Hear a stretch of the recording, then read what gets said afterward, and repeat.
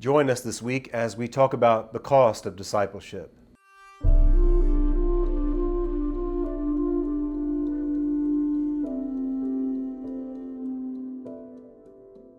Isn't a relationship with Jesus free?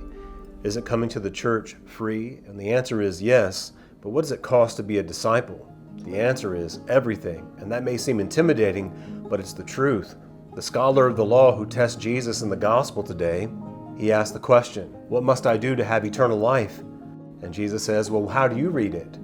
It's to love the Lord your God with all your heart, your mind, and your strength, and to love your neighbor as yourself. And then he asked the question, but who is my neighbor? And then Jesus begins to teach them through the parables.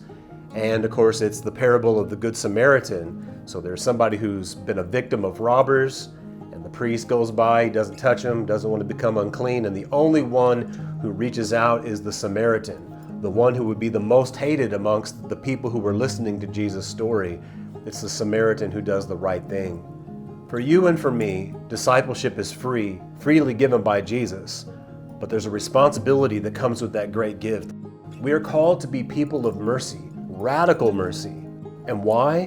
Because radical mercy has been bestowed upon us. There is not one person who is watching this video who deserves salvation in and of themselves by our own merits.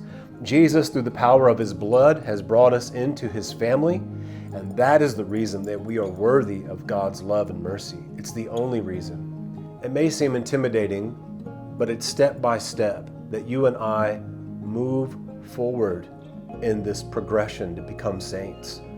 There is a question that needs to be answered in every human heart, and Jesus is the answer. Will we provide that news to those around us? Will we be people of mercy and give ourselves completely to God?